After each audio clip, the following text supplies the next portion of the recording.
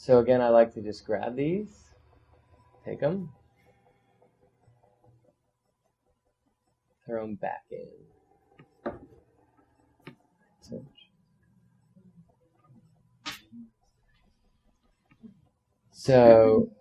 So these are our keywords, and now let's take a look and see what the recommendations are. Vintage designer clothing, relevant?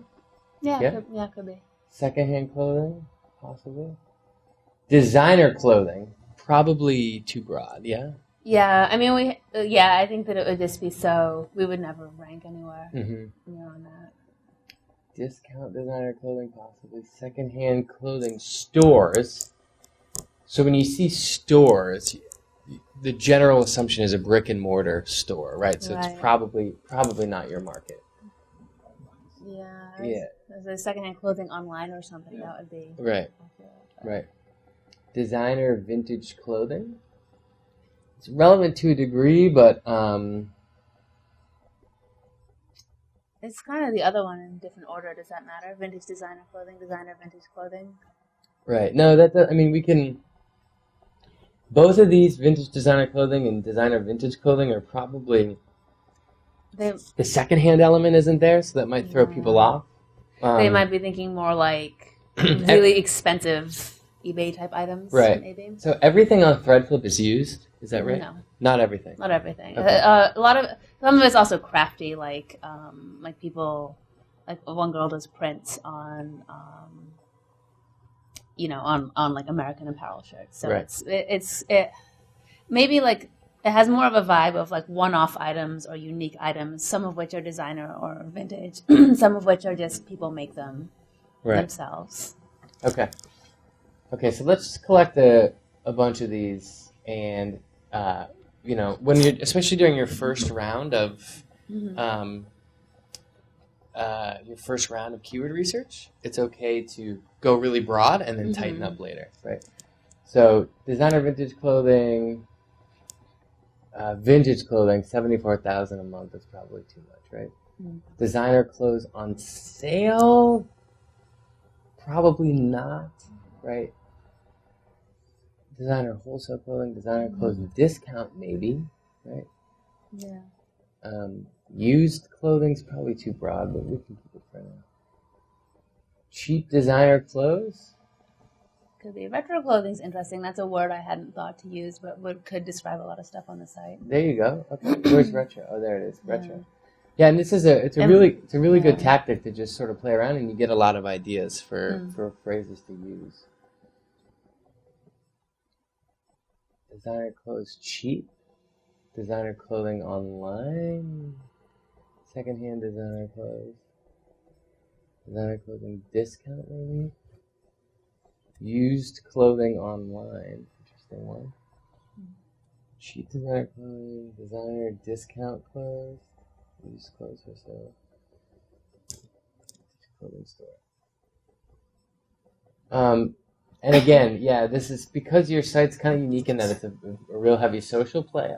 Not a lot of these might be as relevant, but we'll still go through this process. And sometimes it can be good to inspire different landing page ideas or different pieces of content, right? So, this kind of list can inspire new blog posts for you, different ways to think about. Well, we have different features, for example. So we feature different things regularly. I don't know how that would work. They would probably be only up for 1 or 2 weeks, but I assume that's enough time to temporarily get a ranking if people were searching it, or not. How soon does stuff go through Google? It really depends. Usually you can get stuff indexed. I mean, I've had websites get indexed in 12 hours, but sometimes it can take up to a week or two.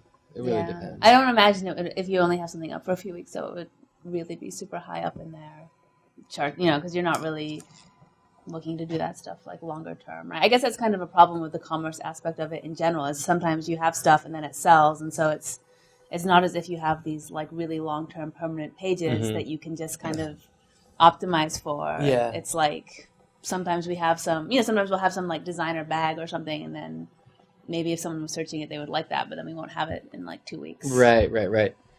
It's actually a similar problem to what eBay has. If you think about eBay, every 30 days, eBay has an entirely different inventory. Right. right? And so it's a very tough SEO challenge. So the answer there has been to create product pages. They create these pages that last permanently, Okay. right? So, for example, when the new 16 gigabyte iPhone comes out or whatever, rather than trying to optimize these auction pages that are constantly turning over, they create a permanent page that never moves. It's a little bit tougher for you because you have individual products that you sell and they go away, you sell and they go away. But you should consider permanent pages. Well, particularly there are some users who make stuff who do keep things permanently. So even if it might not work for, 75% of the items on the site, but maybe if we had permanent pages for 25% of the items, at least those could get indexed and provide some sort of traffic. Mm-hmm. Yep, for sure. So. And when you go about doing those permanent pages, you may want to try and consider a more SEO-friendly URL structure. So rather than doing it under the framework you currently have, doing threadflip.com/cheap designer clothing, right? Threadflip.com/secondhand designer clothes, or whatever keywords you pick, right?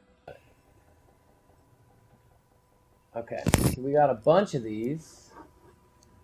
So let's grab them one more time, and we are almost done. We have 58 of them.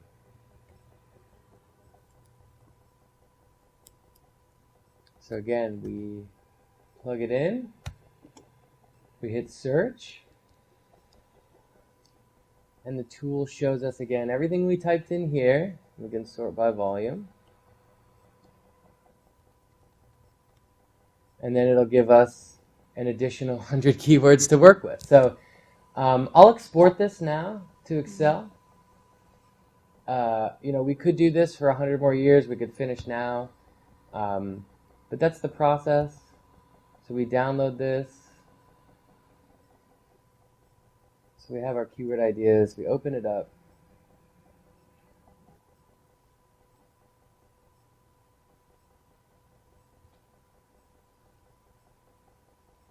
Right, and I like to take the competition and delete that. Take the global and delete that. And then I have my keywords and my monthly search volume. I usually filter and filter largest to smallest. And then I have my priority.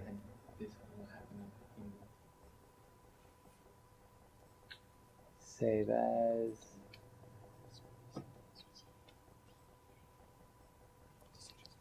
Threadflip keyword research.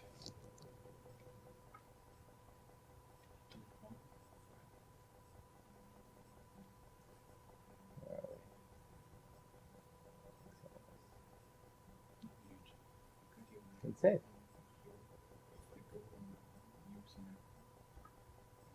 And that's it.